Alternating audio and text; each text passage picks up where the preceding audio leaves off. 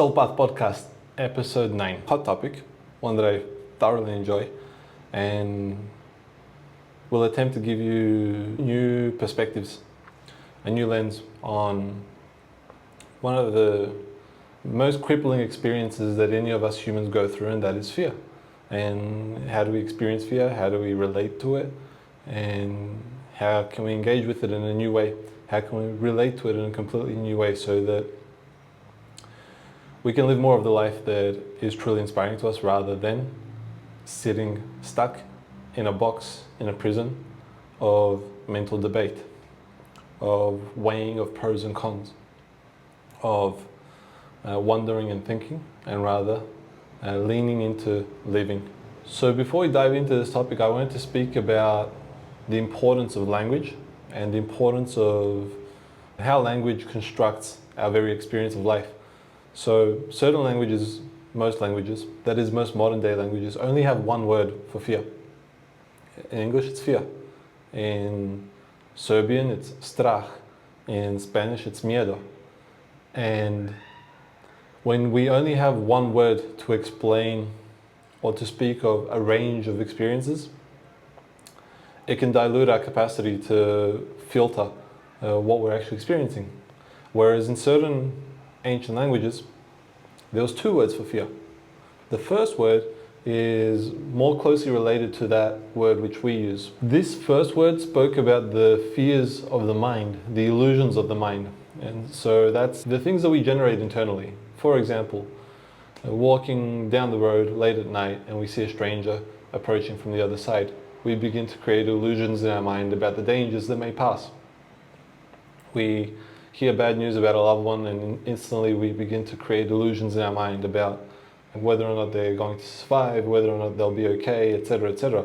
We make a mistake at work or in our career, and all of a sudden we threat about the many potential negative outcomes that could take place. These are all fears of the mind, they're illusions. Very rarely will these actually play out into exact fruition the way that we imagine them. Sometimes they might, but most of the times they won't. And the reason they won't is because they're not real. It's an illusion. We conjured it in our mind, we created it. Now it's important to understand that that's just an illusion. That in some ancient perspectives they call that Maya, they call that the illusion. Now the other word for fear that's used is the fear that we experience, the trembling of our internal system that we experience when we're in the presence of the divine. And it's really important to have a distinction between these two fears, because if we don't, and if we only have the one word for fear, then we might label all of it under the same bucket. And if we do, then the fears of our mind, which are purely illusions, can have us put the same quality of experience, which is those, as the fear that we experience when we're in the presence of the divine, in the exact same bucket, and miss out on the grace of the divine.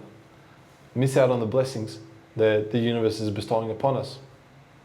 Now this second kind of fear, the reason it's important to have distinction between the two is because that fear is our best friend.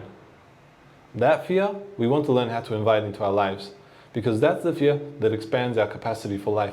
That's the fear that brings us insight. That's the fear that brings us wisdom. That's the fear that brings us understanding.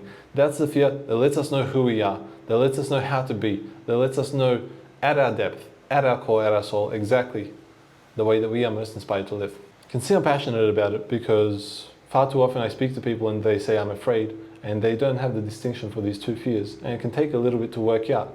But this second fear that I'm speaking of, that's like the butterflies we get in our stomach when we encounter an experience that is deeply inspiring to us, whether that be a connection with a loved one, whether that be speaking on the stage for the first time, or using our voice in a way that we've never used it before, and allowing ourselves to take a stand for the things that truly inspire us in life. This second fear, the more we can bring it into our lives, the more beauty, the more grace, the more sweetness of life that we can be witness to. So I wanted to speak about the necessity of context around fear and understanding these two buckets. Understanding that the first one, it's nothing to even spend a second over, because it's nothing more than an illusion. And the second one is actually our best friend and is showing us our soul path. It's guiding us on the exact path to our greatest fulfillment, to our destiny. So then the next question is, well, how do I live with this fear? Firstly, it's by understanding that it's not a fear, that it's our greatest friend, and that there is no darkness there. There's only light and pure essence. However, it can be experienced as darkness because we're coming into greater connection with the divine. And I once read these beautiful words that said that sometimes we can mistake divinity for darkness because it exposes so much to ourselves. It brings so much light into the temple that is our body that it exposes darkness. And for a few moments, if we get stuck in the gasp of what's happening, that we may confuse the situation. So it's important to have presence, clarity, a level state of mind, and to be able to receive the experiences as they come. And in receiving these experiences as they come, it's important to ask ourselves the question of how can I come into greater connection, greater communion with this source of life? The answer that will manifest for each one of us is different. But for me, oftentimes, it's looked like leaning into the parts of myself that I really didn't want to. It's looked like taking on tasks, missions, and commitments that oftentimes I didn't want to. And I didn't want to take them on at the level of my ego. At the level of my depth and of my soul, I absolutely wanted to. And it was about coming into, or opening into greater depth within myself to appreciate the difference between the two. Now, the ego's fear that I spoke about earlier, the various illusions that we can conjure up, they are all ego-based. And so it's important to understand, how do I live with those fears? Because absolutely, we all have an ego, and we all have an ego that's constructing ideas, stories, and illusions from moment to moment. And so how does one live with that? Well, what I found to be valuable for myself is that whenever I start to notice a creeping sense of fear, especially around existential type things, the greatest solution is rather simple.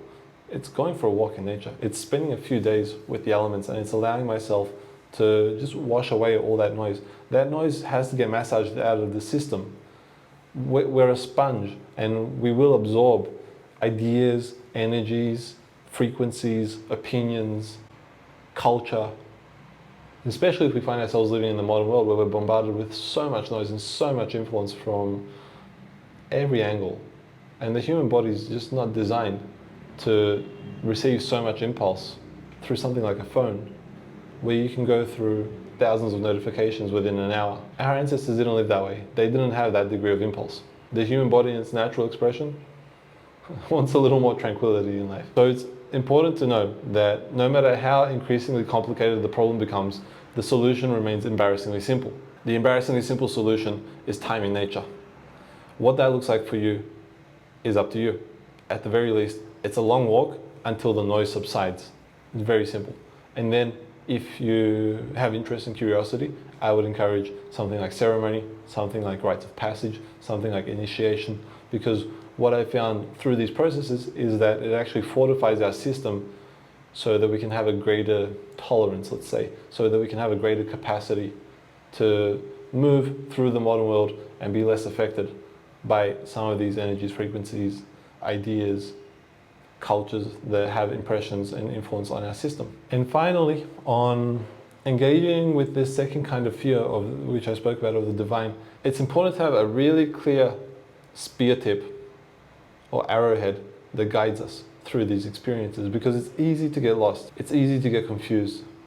It's easy to get swept up by the tidal waves of the divine.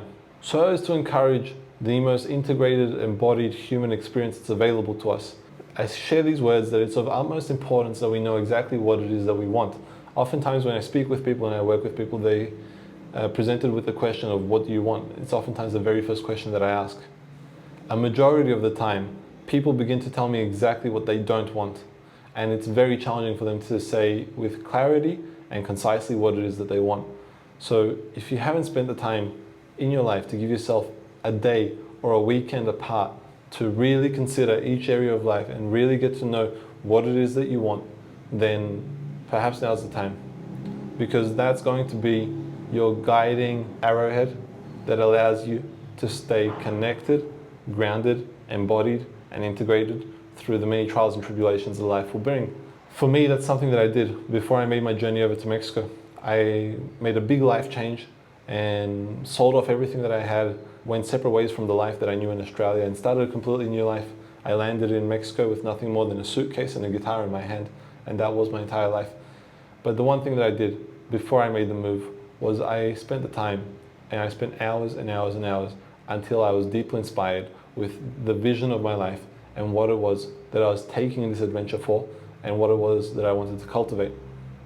So I share that with you as a parting message in order to navigate through the two kinds of fear that we've discussed here, and in order to learn how to make fear your best friend and how to engage with it in a completely new way and relate to it in a completely new way. It's so important that you give yourself the time, that you set aside the time in order that you may go through and crystallize the vision for your life, exactly how it is that you want to experience it, so that when you take on any missions of dealing with demons, darkness, fears, insecurities, that you know exactly why you're doing it and that it's 5,000% worth it.